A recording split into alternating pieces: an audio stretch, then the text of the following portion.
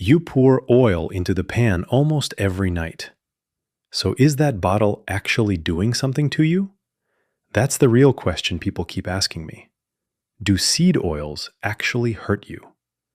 I'm Alex Reed, and let's answer that one piece of evidence at a time. So before we panic, let's put one plain fact on the table. That bottle of soybean oil on the counter went from a niche ingredient almost nobody cooked with to one of the most common fats on Earth. By USDA estimates, Americans now eat roughly 1,000 times more of it than they did a century ago. A change that big deserves a calm look, not a scary headline. So over the next few minutes, we'll trace where these oils came from, what the science actually found, and what it means for the plate in front of you tonight. No hype, no shame. Here is what the evidence actually says and where it still runs out. So where do these oils actually come from? Not a lab, not a chemistry set. Not a lab, not a chemistry set. Just a seed, pressed. Soybean, canola, corn, and sunflower oil all begin as seeds or beans that get pressed until their oil runs out. It's the same basic idea as pressing an olive. Now picture a general store in the 1920s. The shelf was almost bare. On that whole shelf there might be one small tin of pressed seed oil, tucked in a corner, a specialty item almost nobody cooked with. Lard and butter did the real work in the kitchen back then, and that's the part worth sitting with tonight. The bottle on your counter used to be the empty spot on that old shelf. In about 100 years it went from a thing barely anyone bought to one of the most common fats on Earth. Press a soybean today and the oil looks exactly like it did in that tin. What changed is how much of it landed on our plates. And that scale is the real story we're following. Next, how linoleic acid took over the plate. Linoleic acid is the main fat in seed oils. Look at how much more of it we eat now, and you'll see why omega-6 became a suspect. Start with the number. By researchers' estimates, a century ago, linoleic acid made up only about 2% of the calories we ate. Those same researchers put it closer to 7% today. But it means a fat that once sat at the edge of the plate now runs right through the middle of it. Hidden in the oil, almost every packaged and restaurant food is cooked in. Then there's the balance. Our bodies use two families of these fats, omega-6 and omega-3. And for most of human history, they came in roughly even amounts.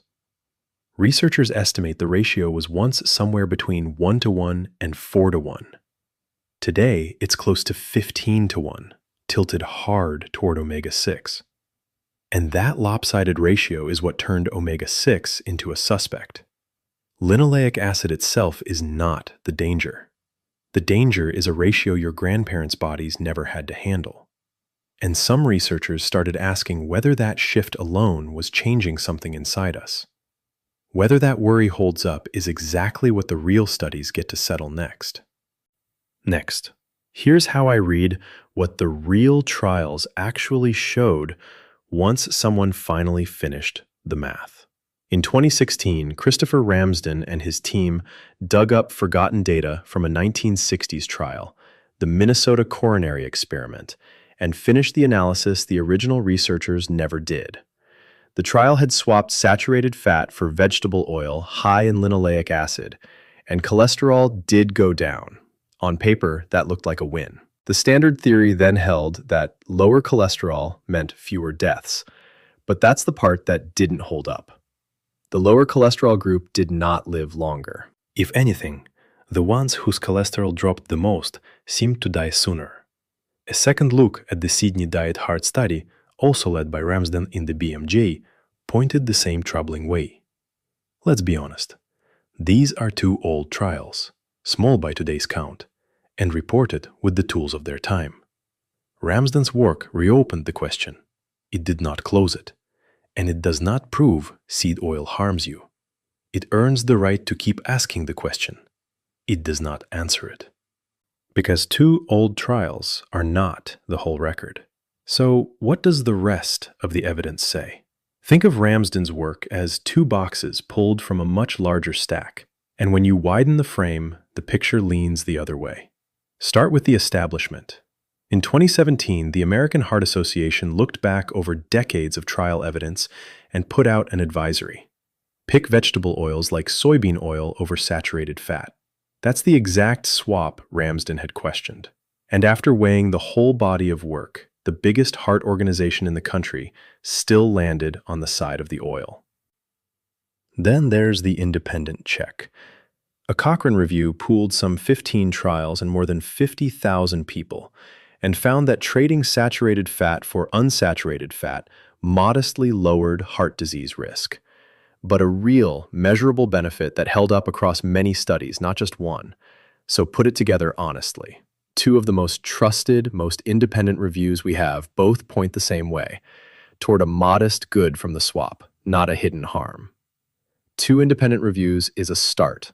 It is not the last word. So the rest of the evidence answers the question we opened with, and that answer still leans toward the oil. Let me show you where the real confusion starts, and why so many feel sure the oil itself is hurting them.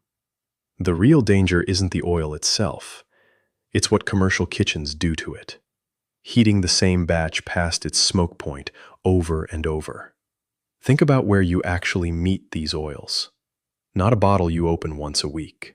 By NIH estimates, ultra-processed foods make up roughly 6 in every 10 calories the average American eats, and seed oils are the cooking fat in most of it.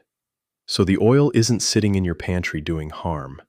It's riding inside the fried, packaged, reheated food you eat all day long.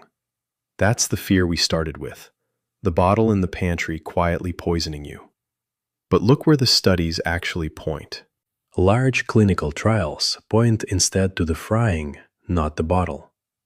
The oil is not the culprit. The fryer that never gets a break is.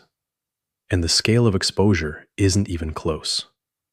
A home cook using canola or sunflower oil for a quick stir-fry, then rinsing the pan, is nowhere near the exposure of oil reused for days in a commercial fryer. Same oil, two completely different stories. So get the target right before you touch your own kitchen. Never the spoonful at home. Always the fryer that never gets a break.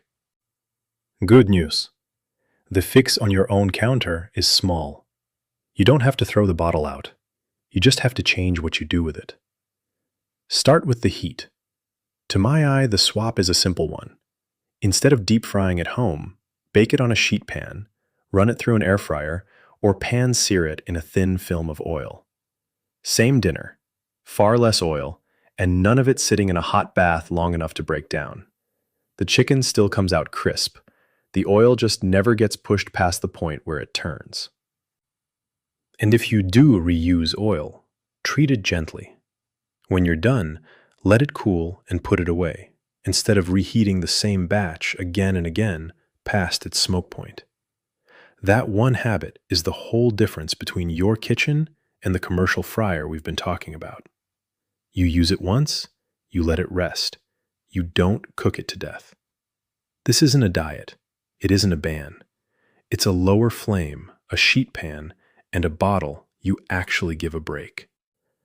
So here is the plain answer.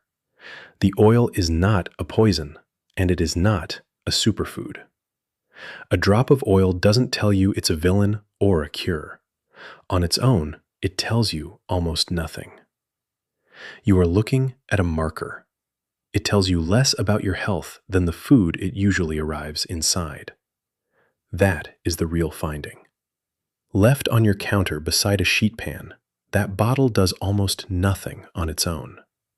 Let the same oil sit reheated for days in a commercial fryer, riding inside packaged, deep-fried food, and it becomes a stand-in for a whole way of eating. The problem was never the ingredient. It was how the food around it got cooked. So the answer you can actually use tonight is small. Bake it or air fry it more often than you fry it, and if you keep the oil, let it cool before you use it again. Less deep frying, more whole food. This is education, not a diagnosis, so talk to your own doctor about your own numbers. But now that you know the oil is only a marker of how you cook, what is the one thing you fried this week that you could bake instead? This is Vital Signs.